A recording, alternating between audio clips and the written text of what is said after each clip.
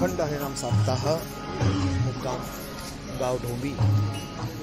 कथाकार हरिभक्त पारायण जगदीश मारुती पाटील मसद तबला साथ भगवान ठाकूर, हार्मोनियम पांडुरंग ठाकूर, राम लखनची जोडी। खरोखरच या जोडीबद्दल काय बोलावं, अप्रतिम असं संगीत वादक आणि त्यांची आज इथे जोड घेतलेली आहे।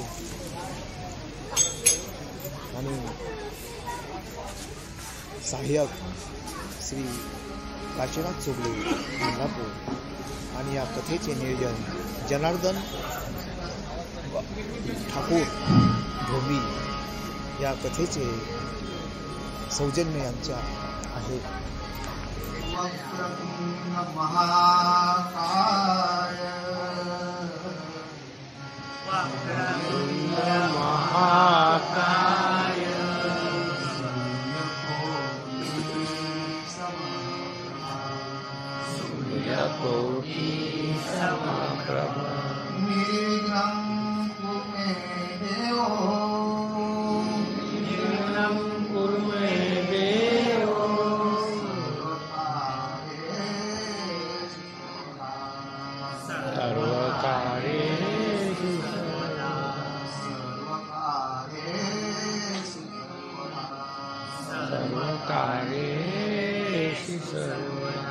गुरु ब्रह्मा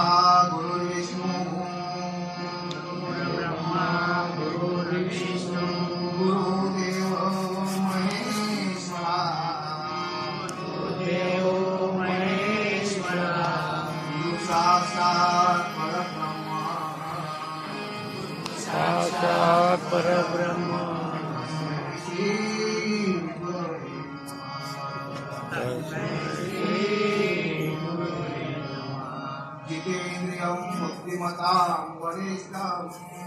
जितेन्द्रियं बुद्धिमतां वरिष्ठं वातात्मज वानरयूतमुख्यं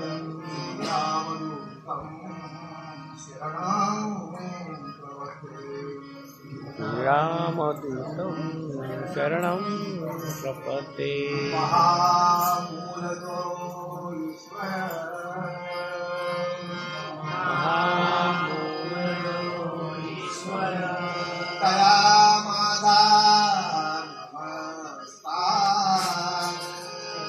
कया माझा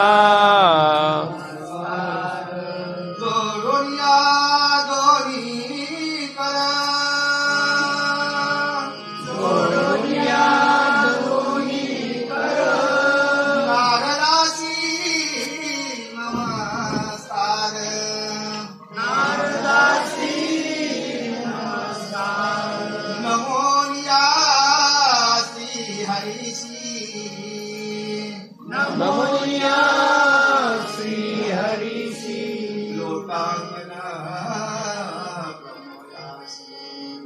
लोटांगण विष्णुलागी नमस्कार विष्णुलागी नमस्कार शंकराच्या पायीस्य शंकराच्या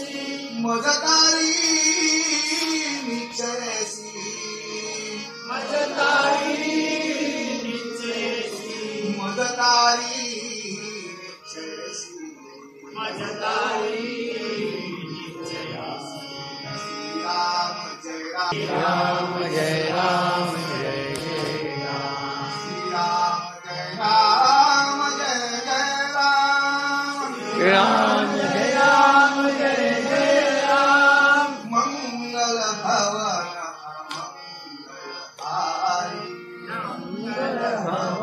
अमंगलहारी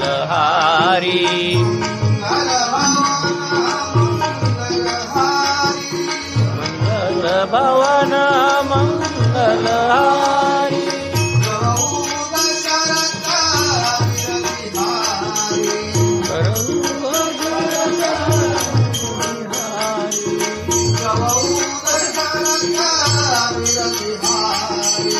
करऊ दशरथ अभिनयारी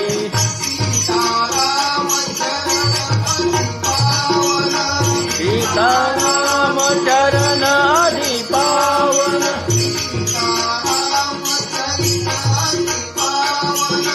सीताराम चरित अति पावन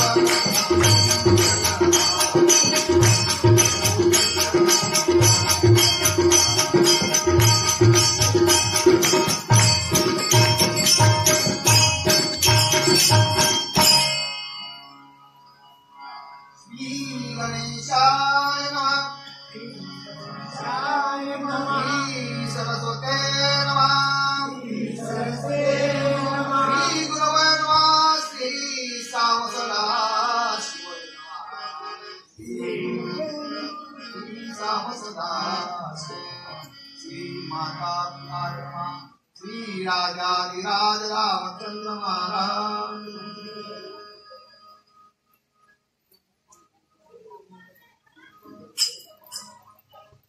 अधो राम तपोवनादिगमनम् हत्वा मृगकाञ्चनम् वैदेही हरणम् जटायुमरणम् सुग्रीव संहारम् बाली निर्दालनम् समुद्रतरणम् लङ्कापुरीदहनम् पश्चात् रावण कुम्भकर्ण हननम् एक सिद्धि रामायणम् प्रस्तुत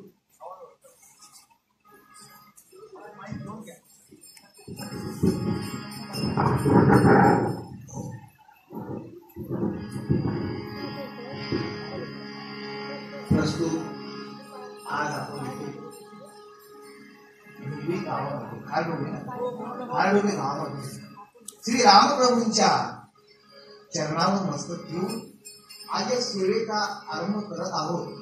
तरी ही रामप्रभूंची सेवा आज खरोखर धन्य आधी दिन, आज खरोखर दिवस असा धन्यता असा वाटणार आहे की आज रामप्रभूंच्या सेवेचा हा प्रसाद मला मिळाला आणि त्या योगे इथे जमलेले श्रोते वर्ग यांना पण हा प्रसाद भेटला. खरोखर आज आपल्या सप्ताहाचा 4वा दिवस असेल आणि या सप्ताहाचा 4था दिवस. तरी या रामप्रभूंच्या प्रांगणात दादाही मला वठला ते भेटावं. दादांचं नाव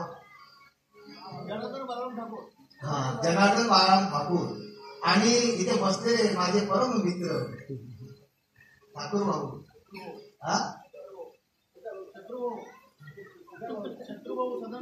साधारण 1 वर्षापूर्वी त्यांच्याच योगाने मी इथे सेवेचा लाभ मिळाला होता आणि रामप्रभूंच्या चरणावर ही सेवा आज मला भेटली. हे तुमचं प्रथम इथे जमलेले श्रोतेजन तुमच्या चरणी मस्तक ठेवतोय आणि श्री रामप्रभूंच्या चरणावर मस्तक ठेवून आज इथे आपण निरूपणासाठी एक रामायण मध्ये श्लोक घेत आहे आणि त्या श्लोकावर चिंतन करायचं आहे. वेळोवेळी चिंतन या प्रभूंच्या चरणी सेवा द्यायची आहे. मीही तुमचाच आहे. काहीतरी कशी मला जमेल तशी मी सेवा या श्लोकावर बोलेन. माझ्या बुद्धीला जमून थोडं बोलत आणि प्रयत्न करीन की येणेकरून राहायचे आपला सत्संगाचा हा कथाकथनाचा रंग यावा आणि या रंगदेवत्याला वंदन करून शरण शरण हनुमंता शरण शरण हनुमंता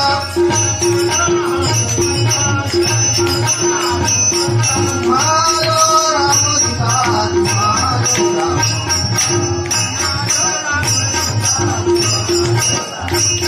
काय भक्तीच्या वाटा मनावाया सुमता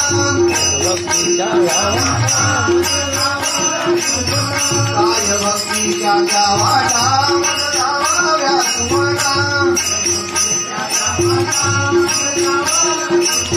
शरण शरण हनुमंता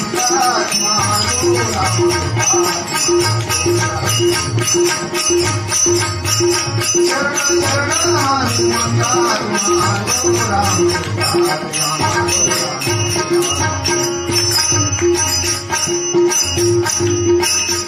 मारो राम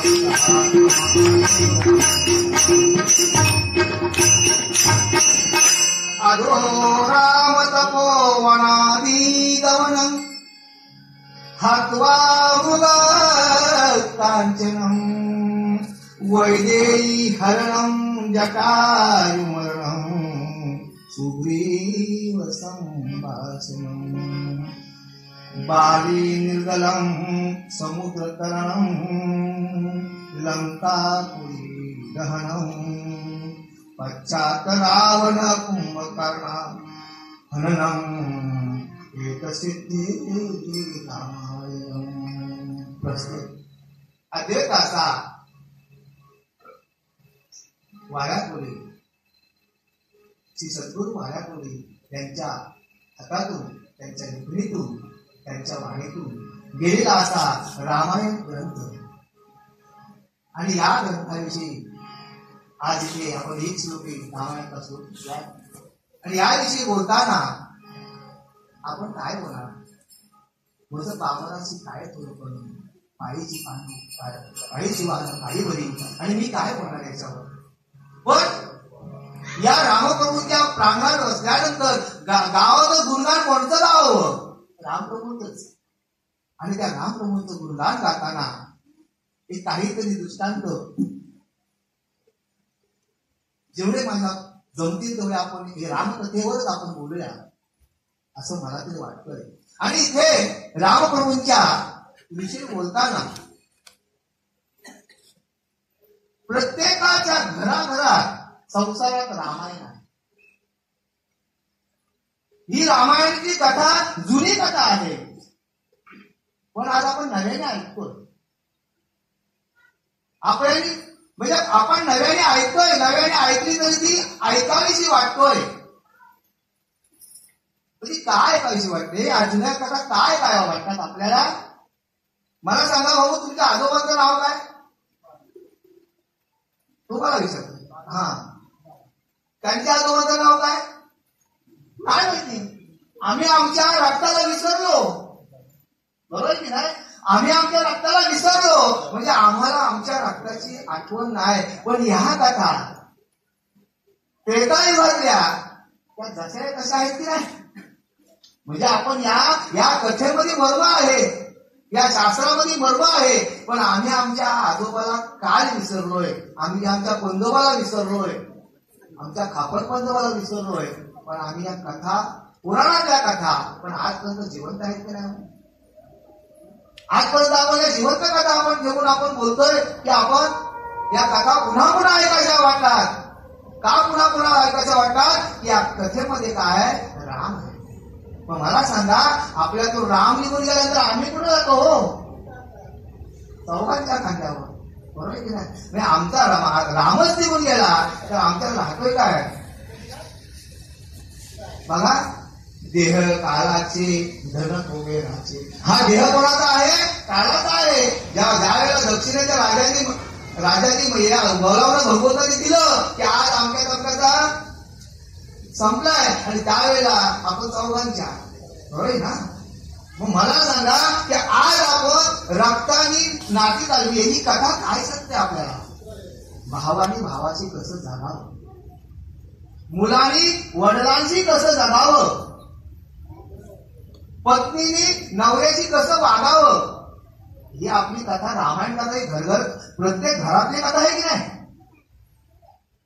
बघा, आपल्याला कुठेही शोधायला जायला नको की प्रत्येकाच्या घरात चाललेली जी कथा आहे ती रामायण कथा आहे. आणि ती रामायण कथा डोळ्यासमोर ठेवून आपण जीवन जगायला पाहिजे.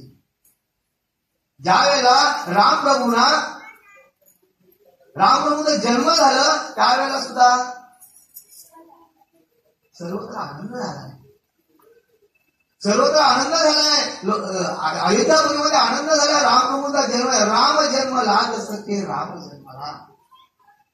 बघा, आणि हा राम जन्म झाल्यानंतर सर्वत्र आपण आपल्या घरघरात सुद्धा राम जन्माला आलाय.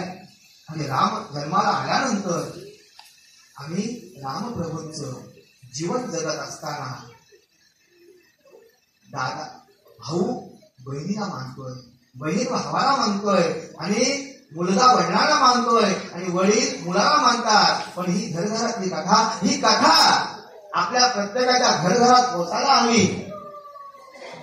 एवढंच मला बोलायचं आहे की आपल्या ही रामायण कथा ही घरघरात प्रत्येकाच्या घराघरात गेलं पाहिजे, आणि प्रत्येकाच्या स्मरणात आलं पाहिजे, प्रत्येकाच्या बुद्धीत आलं पाहिजे. आणि दृष्टीत कथा बुद्धीत राहून जमणार नाही की राम राज्य आलं पाहिजे,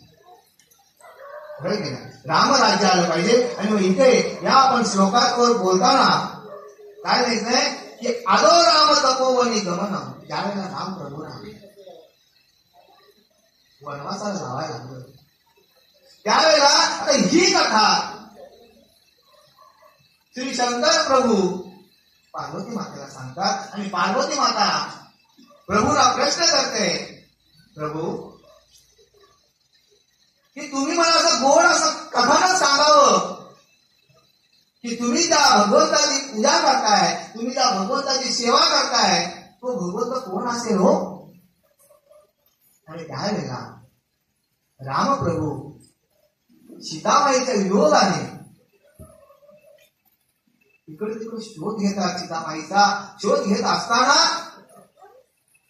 मातेने सांगावं, पार्वती मातेने भगवंताला विचारावं की देवा मला तुम्ही ज्या भगवंताची पूजा करताय तो भगवंत कुठे आहे? आणि त्यावेळेला भगवंताने सहज हात दाखवावं, बघ माते तो जंगलात वनवन फिरणारा आहे ना, तो माझा भगवंत आहे. आणि मग माझा भगवंत तुमचा भगवंत आहे, मग त्या भगवंताची तुम्ही पूजा करताय आणि तो आज त्या पत्नी वगैरे फिरतोय, पत्नीच्या योगाने फिरतोय. मग माऊलीच्या डोक्यात आलं, काय डोक्यात आलं की देव जर या पत्नीच्या योगाने फिरणाऱ्या एका तपस्वीच्या पूजा करतात पण त्यांची परीक्षा घ्यायला हवी. आणि त्यावेळेला मातेने सीतामाईचं रूप दिलंय आणि भगवंताच्या समोर रामप्रभूच्या समोर पुढे चालतोय आणि लक्ष्मण मागे चालतोय. त्यावेळेला लक्ष्मण दादा बोलतात, दादा माय तर पुढे चालले. आणि त्यावेळेला रामप्रभूने सांगावं, अरे लक्ष्मणा सीतामाई माझ्या कधी पुढे गेली का? सीतामाई माझ्या पुढे कधी गेली का? तर ती सीता असेल, ही तर माता आहे, ही तर जगन्माता आहे. आणि त्यावेळेला रामप्रभूने पार्वती मातेला विचारावं, मावले तुम्ही काही रस्ता चुकलात का? तुम्ही रस्ता चुकलात? त्यावेळेला पार्वती मातेने समजून गेली, पण आता ही खरोखर नुसत्या रूप बदलून आलो तरी नुसत्या नेत्र प्रकाशाने मला माझी ओळख व्हावी रामप्रभूंना. म्हणजे खरोखर माझे प्रभू जे भक्ती करतात रामाची, पण रामाची जी जरी श्रीराम ठाऊक असतात तरी शरण का जाता वशिष्ठाची. रामाला जर श्रीराम जर ठाऊक असता तर शरण का वशिष्ठाला गेला असता लक्षाला. मग ज्यावेळेला पार्वती माता भगवंताकडे येतात त्यावेळेला भगवंत श्रीशंकर विचारतात, माते पाहिलं का माझ्या प्रभूला? मग घेतलीच का परीक्षा? त्यावेळेला माता खोटी बोलली. त्यावेळेला माता खोटी बोलली, नाही मी परीक्षा नाही घेतली, मी परीक्षा नाही घेतली रे. त्यावेळेला भगवंत प्रभू शंकर माहिती होतं की पार्वती मातेने परीक्षा घेतली रामांची. आणि पार्वती माताने रूप कोणतं धरून गेलं होतं? सीतामाईचं. आणि मी भक्ती कोणाची करतोय? रामप्रभूंची. माझा रामप्रभूंची भक्ती करत असताना पार्वती मातेने रूप कोणाचं दिलं? सीतामाईचं. आता सीतामाई पार्वती कोण झाली? आई झाली. बाजूला बसवत होते पार्वती मातेला, समोर बसवली भगवंतानी. आणि त्यावेळेला तिथे मातेचा दक्ष यागामध्ये मातेने पुढे घेतली आणि तिथे पुन्हा मातेने काय केलंय? दुसरा रूप जन्म घेतला. म्हणजे भगवंतानी पूजा करावी, शंकराने पूजा करावी, असा माझा राम. आणि मग श्रीराम जय राम, जय जय राम, श्रीराम जय राम,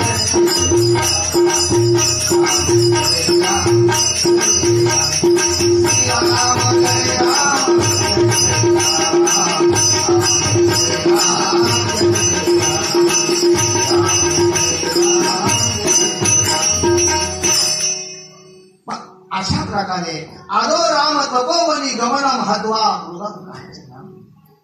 मला सांगा की ज्या वेळेला बघा श्लोकाप्रमाणे दृष्टांत मागचा पुढचा सांगतोय. प्रत्येक दृष्टांत हा आपला कथेमध्ये सांगताना मागचा जाईल तरी. आणि मग राजा रावणाने मनातून कपट एवढं होतं की सीतामाईला कोणत्याही परिस्थितीमध्ये सीतामाईला न्यायची. आणि मग तिथे एक दानवाला एक रूप धरायला सांगितलंय. मारीच नावाच्या राक्षसाला रूप धरावं सांगितलं रावणाने. आणि त्यांनी सुंदर असं मोहाचं रूप दिलंय. आणि त्या सीतामाईच्या झोपडीच्या समोरून जावं आणि सीतामाईला मोह सुटावा. बघा, मोह कोणाला नाही. प्रपंचामध्ये आपण संसार करत असताना प्रत्येक माणसाला मोह आहे. शेजारणीच्या जर गळ्यात चांगला हात दिला तर आमची बाई होते, अहो तिने काय मोठा बनवला हा हो. पण हे आपण हा आपला कुठला व्यापार कुठला आहे? कलियुगाचा व्यापार आहे. आणि आपण कलियुगाच्या व्यापारामध्ये जगत असताना माणसाला मोह कोणाला झोपलाय ना. आणि मग हाच मोह सीतामाईला झाला. आणि सीतामाईने रामप्रभूंना सांगावं, नाथ मला त्या मृगाची, कांचन मृगाची मला चोरी शिवायची वाटते. आणि त्यावेळेला श्रीरामप्रभूंनी त्यांच्या पाठीमागं जावं हरणाच्या, आणि हरणाच्या पाठीमागं जावं आणि इकडे रावणाने रूप धरून घ्यावं. संन्यासाचा रूप दिलाय. अलगबाई भिक्षा वाढ बोलतोय. पण ज्या वेळेला रामप्रभू त्या हरणाच्या पाठीमागं जातात त्यावेळेला इथे लक्ष्मण दादा मातेचं रक्षण करत असतं. आणि त्यावेळेला मारीत हात मारतोय रामप्रभूंच्या आवाजाने, लक्ष्मणा वाचव, लक्ष्मणा वाचव. आणि हे का शब्द मातेचा पडतात. आणि माता काय बोलते? भाऊजी तुम्ही ऐकलं का? माझं धनी संकटात आहे. मग त्या सगळ्यांना तुमची गरज आहे, त्यांना तुमची गरज आहे. त्यावेळेला लक्ष्मण मार्मिक असं उत्तर देतात की माझ्या प्रभूंना काहीच होऊ शकत नाही, तू चिंता करू नका. त्यावेळेला ही महासती सीतामाई अद्वा बोलते लक्ष्मणाला की भाऊजी तुम्हाला असं काय वाटतंय की रामप्रभूंनी जावं? आणि त्यावेळेला लक्ष्मणला उत्तर द्यावं, माय तू अशी बोलू नको, माझ्या हृदयाला काटे टोचतात, तुम्ही असा अभद्र शब्द बोलू नका. आणि त्यावेळेला कटुवाणी बोलल्यानंतर सीतामाई शेवटला लक्ष्मण दादांना राहता येत नाही. आणि मग काय म्हणतात, आई बघा काय बोलतात तिथे. वहिनी बोलत नाही, आई मी सांगतो तेवढं माझं ऐका की मी एक रेष मारतोय. आणि ते रेष ओळखून तुम्ही जाऊ नका.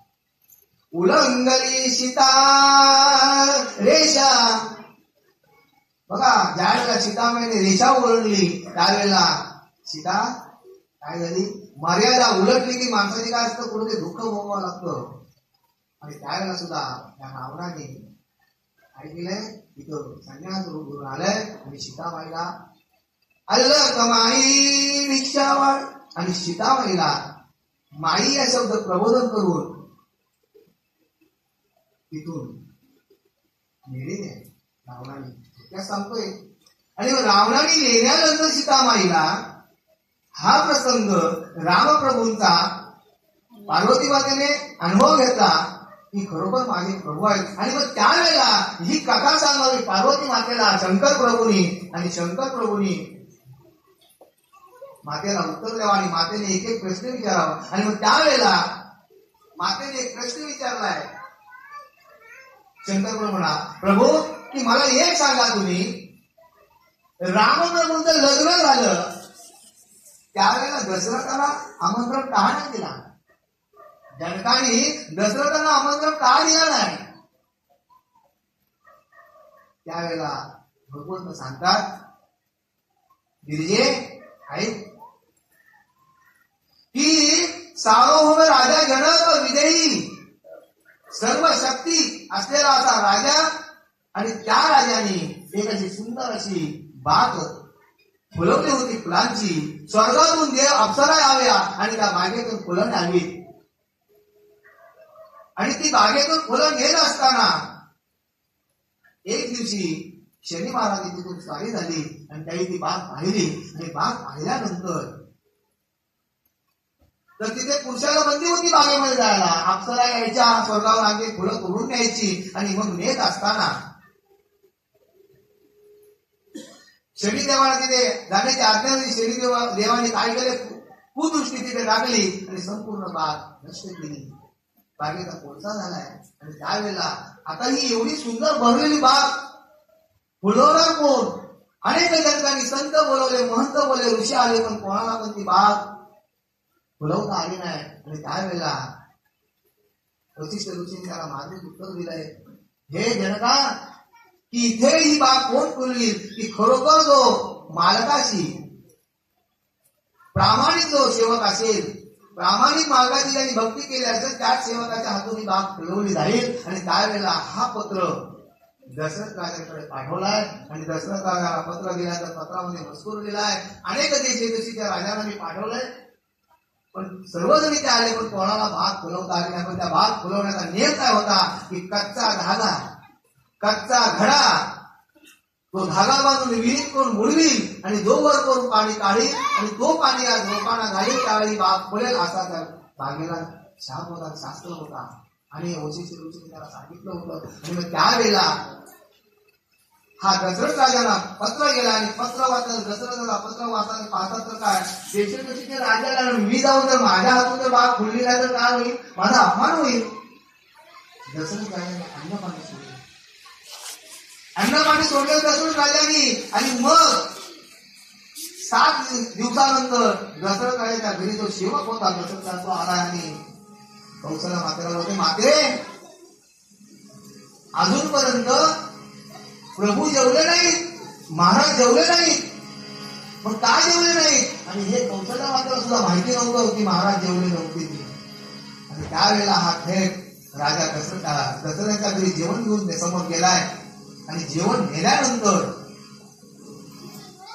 दशरथ राजा, प्रभू तुम्ही जेवलात नाही? अरे मग तुला कसं माहिती मी अजून जेवलो नाही? सेवकाला कसं माहिती? तर महाराज आज मी माझ्या वडिलांपासून तुमच्या इथं सेवा करतोय. माझ्या आई वडिलांनी सांगलं होतं राजाचं जेवढं शिल्लक आहे तेच जेवण तू खायचं, वरती काय खायचं नाही. महाराज तुम्ही 7 दिवस जेवलात नाही म्हणून मी 7 दिवस उपाशी आहे म्हणून मी त्या आलोय. महाराज मी प्रामाणिकपणे तुमची सेवा केली आहे. अहो तुम्ही काय, तुम्हाला प्रश्न कोणता पडलाय, काय सांगू? राजा दशरथ बोलतात, काय सांगू की मला दशरथ जनकांचा पत्र आलाय आणि बाग भूमीची आहे ती फुलवायची आहे, पण तिथे प्रामाणिक माणूस पाहिजे. असा प्रामाणिक माणूस कोण पाठवू? महाराज मी जातो ना, पण तुम्ही पहिले जेवून घ्या, तुम्ही पहिले जेवून घ्या. बघा सेवक असावा कसा.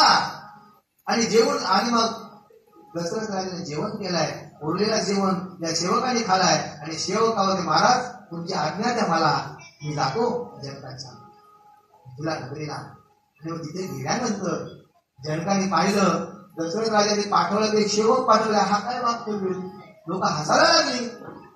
महाराज तुम्ही माझ्यावर शंका घेऊ नका, मी माझ्या स्वामीची सेवा प्रामाणिकपणे केलेली आहे, मी माझ्या धन्याची सेवा प्रामाणिकपणे केलेली आहे. आणि जर माझ्या दोष असेल तर ही बाब फुलणार नाही. तुम्ही द्याल ती शिक्षा भोगायला मी तयार आहे. आणि मग त्यावेळेला जनकाने त्याला आज्ञा दिली, जाऊ बा तो आता बाग फुलव. आणि मग त्याच्या हातात घडा दिलाय. कच्चा धागा दिलाय आणि तो कच्चा घडा त्या विहिरीत त्याने धागावरून बुडवलाय आणि अलगाच पाणी काढलाय.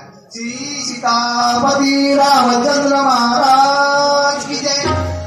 आणि मग हा पाणी वर काढलाय आणि पाणी त्या झाडांना शिंपलाय आणि पाणी शिंपल्यानंतर लगेच बाग खोललेली आहे. आणि मग तिथे जनक विचार करतोय की दशरथ राजाचा सेवक सुद्धा एवढा महान आहे.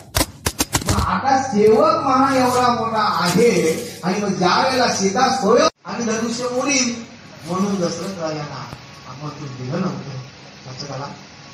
आणि मग त्यावेळेला मग हा प्रश्न कोणाला पडला होता? पार्वती मातेला पडला होता. पार्वती मातेने याचं उत्तर भगवान शंकर प्रभूने दिलंय. आणि मग सांगतात आणि मग की दशरथ राजांना आमंत्रण यामुळं नव्हतं की दशरथ राजा काही करू शकतोय की एवढा भक्ती तत्पर असा दशरथ राजा आहे. आणि मग असा मग मला सांगा चार पुत्र राजा दशरथा. राजा दशरथ मुलं किती होती? 4 मुलं होती. अंत समयी एकही जमलं नव्हता. म्हणजे शेवटच्या क्षणाला एक सुद्धा जवळ नव्हता. पण ते का? आणि हा प्रश्न पार्वती मातेला भगवंत शंकर सांगतात की मग ही वेळ राजा दशरथावर काय? आणि त्यावेळेला शंकर प्रभू सांगतात की एक दिवशी राजाला स्वप्न पडलं. दशरथ राजाला मी कथा मागून पुढे आलोय. दशरथ राजाला स्वप्न पडलंय. स्वप्नामध्ये काय आलंय? स्वप्नामध्ये 3 जीवांच्या हत्या झालेल्या आहेत. राजा दशरथच्या स्वप्नामध्ये 3 जीवांच्या हत्या झाल्या. राजा दशरथ गडबडून जागा झालाय आणि गुरुच्या समोर गेला. गुरुवर्या मला रात्री स्वप्न पडलंय आणि त्या स्वप्नामध्ये मला माझ्या हातून 3 हत्या झाल्या. 3 स्वापनं मारली गेली. या प्रश्नाचं मला उत्तर नाही कळलं. त्यावेळेला गुरुनी सांगावं की राजा दशरथा तू चिंता करू नकोस. तू उद्या जंगलामध्ये शिकारीला जा आणि 3 स्वापनं मारून आण. आणि त्याचप्रमाणे राजा दशरथ शिकारीला गेलाय. सकाळपासून संध्याकाळ झाली, रात्र झाली, पण एकही स्वाप सापडलं नाही. झाडावर नेम करून बसलाय. आणि राजा दशरथ हा शब्दविधी शब्दाने बाण मारणारा राजा होता. आवाजाच्या रोखाने बाण मारावं आणि शिकार करावी असा हा राजा. आणि मग अर्धरात्र उलटून गेली आणि तलावामध्ये बुडबुड बुडबुड असा आवाज आलाय. आणि त्या आवाजाच्या रोखाने राजा दशरथाने बाण मारलाय. आणि बाण मारल्यानंतर अगं आई ग अशी पिंताळी आली. त्यावेळेला राजा दशरथ गडबडून जागा झालाय. पाहतो तर काय माझ्या हातून एक बालकाचा वध झालाय. बालकाला बाण लागलाय. आणि मग त्यावेळेला राजा दशरथ त्याला विचारतात बाळा कोण कुठला तू? शेर आला तो धावून आला काल सावन आल. शेर आला तो धावून आला काल सावन आल. ये पारी के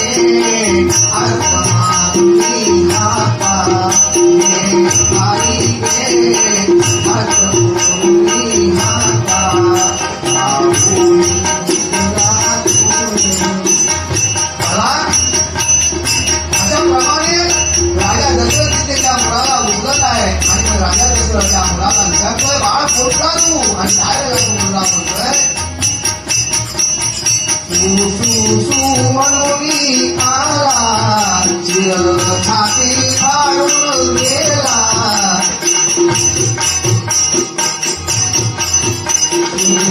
तू म्हणून आला चिर छाती फाडून गेला.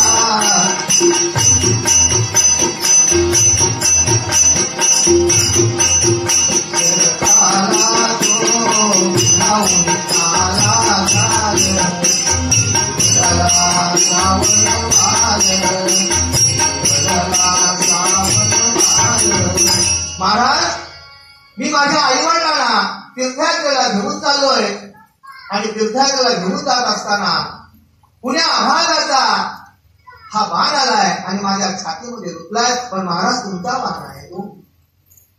काय माझा अपराध होता महाराज? पण महाराज तो चुकून बाण लागलाय.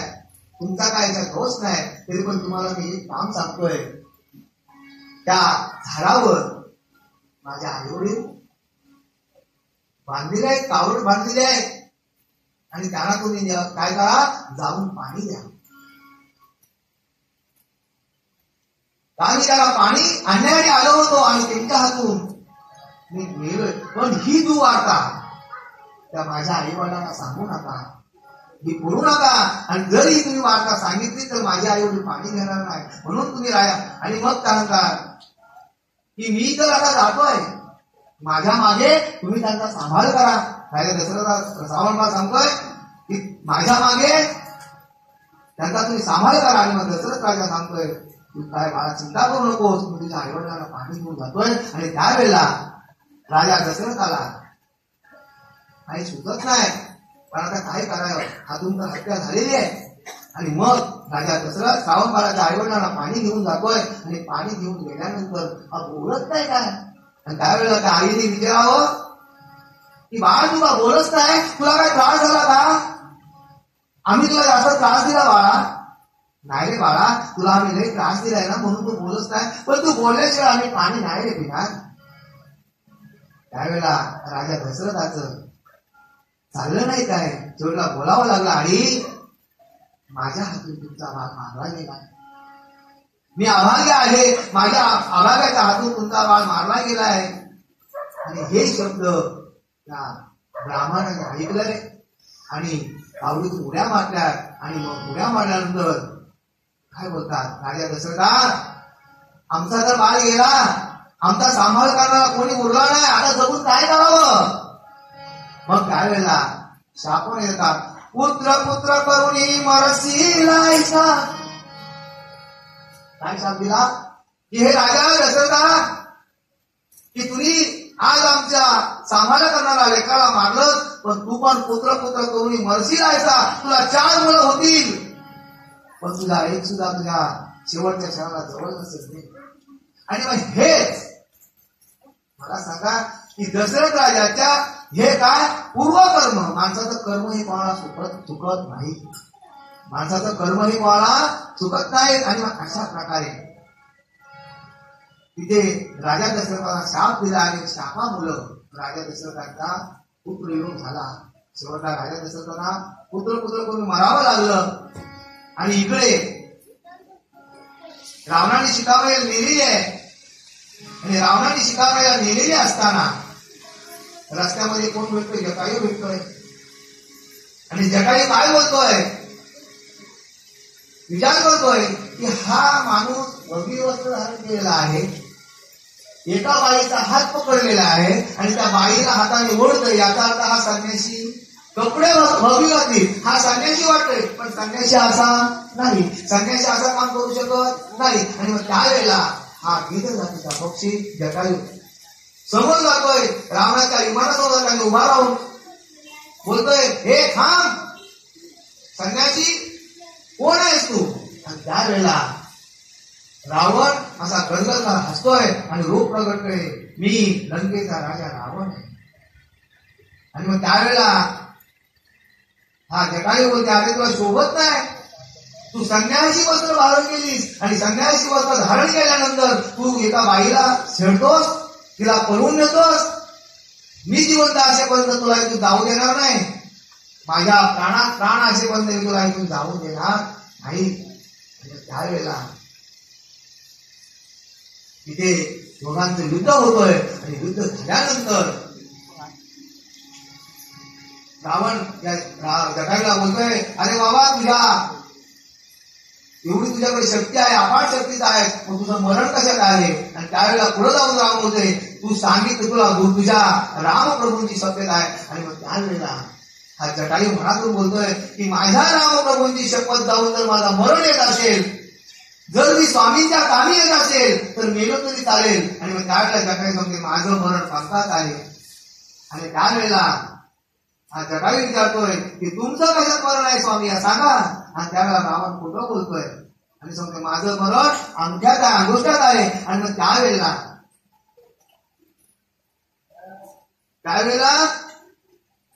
हा अंगुठावर चोच मारतोय जटायू. आणि त्यावेळेला हा रावण काय करतोय त्याची पंख छाटतोय आणि जटायू हा रक्ताचा भरवडात पडलाय. राम राम राम करत खाली पडलाय. पण महाराज मध्ये होते हे प्रभू मी सेवक आहे तुमचा, मी तुमची भक्ती केली, पण तुम्हाला तुमच्या मातेचा निरोप पोचवल्याशिवाय मी मरणार नाही. यमाला सुद्धा सांगतो थांब, माझा जीव घेऊ नकोस तू, की मला माझ्या प्रभूंना निरोप द्यायचा आहे. आणि मग त्यावेळेला रामप्रभू शोधत त्याच रस्त्यातून येतात आणि जटायूला उचलतात. आता तर काय की बाबा ती अवस्था तुझी कोणी केली. आणि मग त्यावेळेला जटायूने सांगितलं स्वामी काय सांगू तुम्हाला की लंकेचा राजा रावण माई सीतेला घेऊन गेलाय आणि माई सीतेला घेऊन जात असताना माझी अवस्था केली. मला सांगा की ज्या वेळेला रामप्रभूच्या मांडीवर हा जटायू आहे, मला सांगा की त्या जटायू पक्षाचं किती भाग्य थोर आहे. आणि राजा दशरथाला 4 मुलं आहेत आणि राजा दशरथ कोणाच्या मांडीवर आहे? कौशल्याच्या मांडीवर आहे. आणि तिथे रामप्रभूंच्या मांडीवर हवं होतं, पण इथे रामप्रभूंच्या मांडीवर कोण आहे? जटायू पक्षी आहे. आणि बघा कसं भाग्य आहे. आणि मला सांगा की माणसाची ज्या वेळेला दैवगती आहे ती माणसाची जी कर्मची दिली असतात त्या कर्माप्रमाणे माणसाच्या गती होत जातात. आणि अशा प्रकारे ही एक असा सुंदर असा पुढचा एक भाव सांगतो तुम्हाला.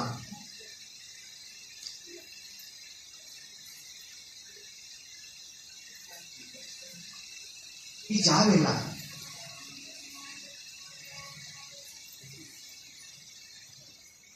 रामप्रभू वनवासाला गेले आणि ही वार्ता राजा भरतला माहिती नव्हती. आणि राजा भरताला माहिती नसल्यामुळं भरत येतोय भरताला काय निरोप दिलेला असतो की काहीतरी तातडीचं काम आहे, तुम्ही लवकर या. आणि त्यावेळेला भरत येतोय आणि भरताला काही सांगितलेलं नाही की रामप्रभू वनवासाला गेले, ती वडील वारलेले आहेत. आणि त्यावेळेला भरत नगरात गेले त्यावेळेला तो त्यांचं एक मंदिर असतं की पितृचा सर्व गेलेल्या पितृचा जो फोटो लावलेला असतात, मूर्ती असतात, त्या मंदिरात तो जातोय आणि तिथे दर्शन घेतोय. दिलीपाचं दर्शन घेतोय, हरिचंद्राचं दर्शन घेतोय. अशा सर्व कुलीच्या सर्व मोठ्या मोठ्या माणसांना आणि तिथे शेवटच्या पंक्तीमध्ये राजा दशरथचा फोटो दशरथ याने पाहिलाय. आणि दशरथचा फोटो पाहिल्यानंतर हा गडबडीत होतोय. आणि त्यावेळेला काय म्हणता, मज नको अयोध्या राज नको हे नको कैकई माता. मज नको अयोध्या राज नको हे नको कैकई माता. मज राम हवा श्याम हवा हे मज राम हवा श्याम हवा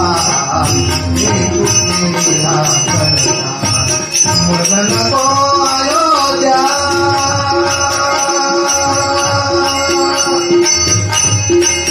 मज नको अयोध्या राज नको हे नको कैकई माता.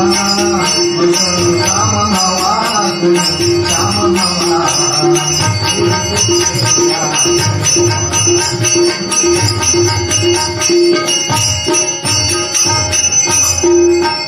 साधिला डाव मातेने, साधिला डाव मातेने, गीत देशाने मारले, गीत देशाने मारले. जनतेत जाऊन शौर्य पिताला वचनाची गोविले. जनतेत जाऊन शौर्य पिताला वचनाची गोविले.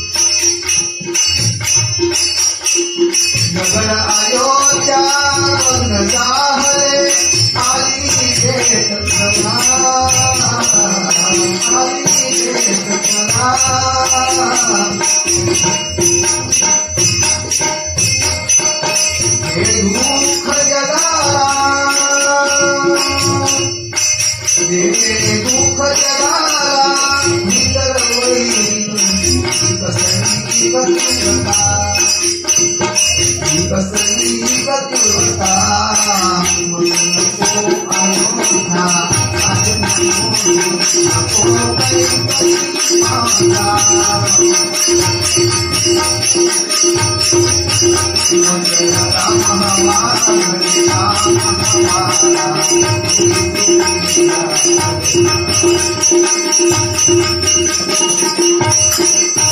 गवरान सोरुनी राज होता होईन कामी सुखी गवरान सोरुनी राज होता होईन कामी सुखी रघुरा